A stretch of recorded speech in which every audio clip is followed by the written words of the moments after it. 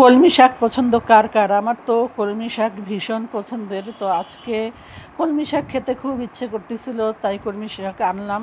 এখন কলমি শাক রান্না করব আর সেটাই আপনাদের সাথে শেয়ার করব। কলমি শাক রান্না তো খুবই সহজ। এই কলমি শাক রান্না করতে সবাই পারেন আমি জানি, কিন্তু আমার তো আপনাদের সাথে ভিডিও শেয়ার করতে ভালো লাগে, বিশেষ করে রান্নাবান্নার ভিডিও শেয়ার করতে ভালো লাগে।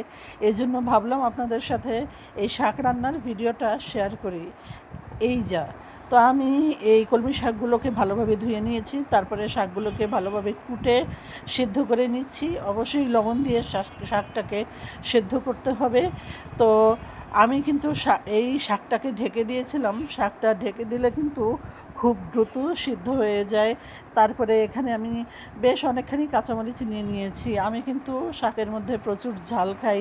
আসলে শাক কিন্তু ঝাল ঝাল না হলে ভালো লাগে না। যে কোনো ধরনেরই শাকই ঝাল ঝাল না হলে আমার কাছে ভালো লাগে না। আমি খুব বেশি মরিচ দেই ঝাল বানানোর জন্য। তো আমি এই শাকটাকে নাড়াচাড়া করে নিচ্ছি। তারপরে আমি একটা কড়াইতে এখানে বেশ খানিকটা পেঁয়াজ কুচি, বেশ খানিকটা রসুন কুচি, তারপরে আবার শুকনো মরিচও দিলাম। এর আগেই দেখেছেন আমি কতগুলো কাঁচামরিচ দিয়েছি, এখন আবার শুকনো মরিচ দিলাম। আমি একটু আগেই বলেছি আমি শাকে প্রচুর ঝাল খাই। ঝাল ছাড়া তো শাক আমার একদমই ভালো লাগে না। যে কোনো শাকই ঝাল ছাড়া একদম ভালো লাগে না। এখন আমি এটাকে একটু লাল লাল করে ভেজে নিব। অবশ্যই খেয়াল রাখতে হবে যেন এই পেঁয়াজ রসুনগুলো পুড়ে না যায়। পুড়ে গেলে তো শাকের টেস্ট ভালো আসবে না। তো এই দিকে আমি সেদ্ধ করা শাকের পানি ভালোভাবে ঝরিয়ে নিয়েছি। খেয়াল রাখতে হবে শাকের পানি যেন অবশ্যই ভালোভাবে ঝরে যায়, কারণ শাকের মধ্যে যদি পানি পানি থেকে যায় তাহলে কিন্তু শাক বাগার দেওয়ার সময় শাক রান্না হতে প্রচুর সময় লাগবে। আর শাকের মধ্যে পানি যদি খুব ভালো করে ঝরে যায় তাহলে শাক রান্না করতে কিন্তু খুব বেশি সময় লাগে না, খুব তাড়াতাড়ি শাক রান্নাটা হয়ে যায়।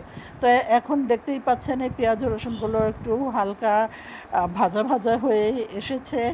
এখন আমি এই হালকা ভাজা পেঁয়াজ রসুনের মধ্যে আমি শাকগুলো দিয়ে দিব।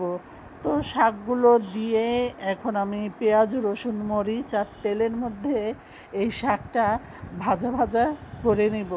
তো কলমি শাক রান্না করতে কিন্তু খুব বেশি সময় লাগে না, খুব অল্প সময়ের মধ্যেই তাড়াতাড়ি হয়ে যায়। ওই যে বললাম পানিটা ঝরিয়ে নিলে, যদি পানি না থাকে তাহলে শাক রান্নাটা তাড়াতাড়ি হয়ে যায়। আর যদি শাকের মধ্যে পানি থেকে যায় তাহলে কিন্তু শাক রান্না হতে একটু সময় লাগে, কারণ পানিটা শুকাতে সময় লাগে। পানি সহ তো আর শাক ভাজি খেতে ভালো লাগবে না, তাই না? এই জন্য পানিটা পুরোপুরি শুকিয়ে নিতে হয়। আর আমার এক হাতে মোবাইল, এক হাতে আমি রান্না করতেছি, তো এভাবে আসলে ভিডিও করতে খুবই কষ্ট হয়, আবার রান্না করতেও খুব কষ্ট হয়। কিন্তু আপনাদের সাথে তো রান্নার ভিডিও শেয়ার করতে ভালো লাগে, তাই একটু কষ্ট করেই এই ভিডিওগুলো করি।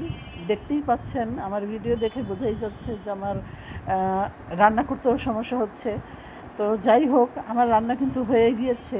কলমি শাক ভাজি আমার হয়ে গিয়েছে। আর গরম ভাতের সাথে এই কলমি শাক ভাজি খেতে অনেক অনেক বেশি মজা। যারা খেয়েছেন তারা তো অবশ্যই জানেন। তো আপনারা কে কে গরম ভাতের সাথে কলমি শাক ভাজি খেতে পছন্দ করেন অবশ্যই কমেন্ট করে জানাবেন। আর আমার আজকের ভিডিওটা কেমন লাগলো, ভালো লেগে থাকলে অবশ্যই কমেন্ট করে জানিয়ে দিবেন।